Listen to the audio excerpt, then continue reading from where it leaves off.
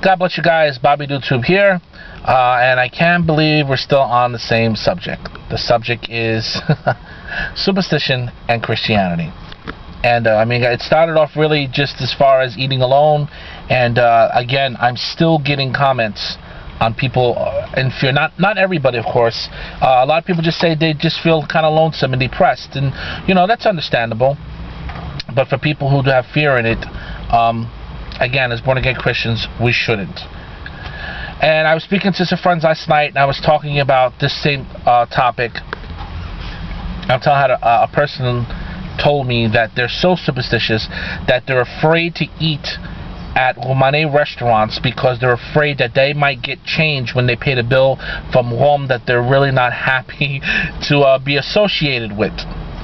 And my mind never even went there. And again, I'm not judging it because I'm sure there's some superstitions in my life that seem kind of strange, and I pray that the Lord reveal it to me.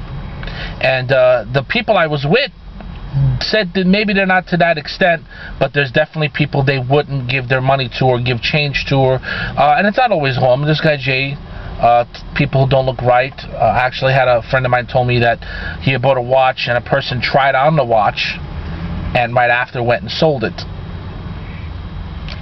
This is a problem. I have to say this is a problem. Now, there's stuff in my life that I'm comfortable right now in, knowing that I need to change. So, this is not judging anyone who feels this way.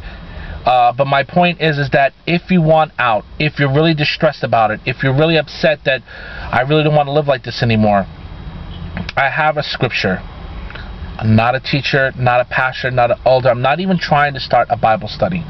But if the Lord, again, wants to use whatever media I have out there, whatever friends out there, set people free, which I also need freedom myself. There's a lot of stuff in my life I need freedom. But if this area that God has delivered me from, I can help someone out there, then all glory to God. Galatians 3:13. Christ has redeemed us from the curse of the law, having become a curse for us. For it is written, cursed is everyone who hangs on the tree. Jesus Christ took the curse upon himself. And Romane words, he took the brigaza. It's simple as that. So if you're a born-again Christian, there is nothing no one can do. No money exchange, no eating alone, no type of superstitious thing that can change your life. You cannot be cursed. To say that you can, again, to do anything you want, no, of course. As born-again Christian, I'm talking to people who are trying to live the best life they can. But if your fear is not exchanging money, not wearing, if someone gives a compliment, and you got to spit 3 times, and you got to whatever a person does to protect themselves with it, it's not right. It's not, and I pray to just freedom. And I'm sure there's a lot of people out there who are saying, I really wish I would get rid of this because it's driving me crazy. Well, there's your scripture, Galatians 3:13.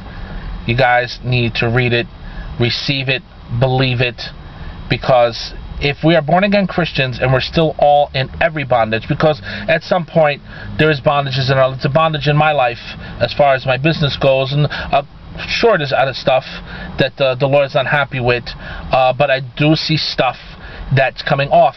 Quick story, again, Uncle Nicky, 2003 men's retreat, gave a great teaching about superstition, and I believe that since then I've learned a lot about it. I don't know why God's dealing with me so much with it. I guess he knows my heart. He knows that's something that I wanted out from. But at the time he gave the teaching, and there were 700 men there, and he said, I want everyone to close their eyes, and for everyone who believes that they're under this bondage to stand up, and we're going to pray for you. So while I was sitting there, I told myself, well, I really don't think I don't think I have any superstition at the time.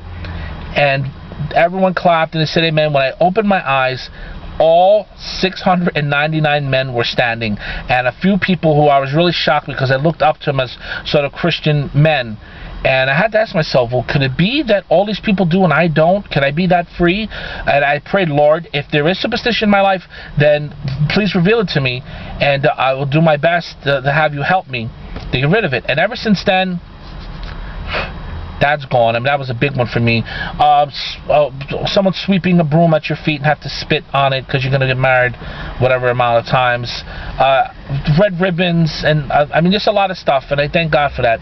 And again, this might be the very reason why, for this particular topic, for this particular media, and whoever's watching, Galatians 3:13, you cannot be cursed, you cannot have the Gaza. If we're born again Christians, why are we Christians then? If we're still in the same fear, and God didn't give us a spirit of fear, then it's useless. I mean, it's God didn't just come for salvation. It's the most important thing. He came to set us free.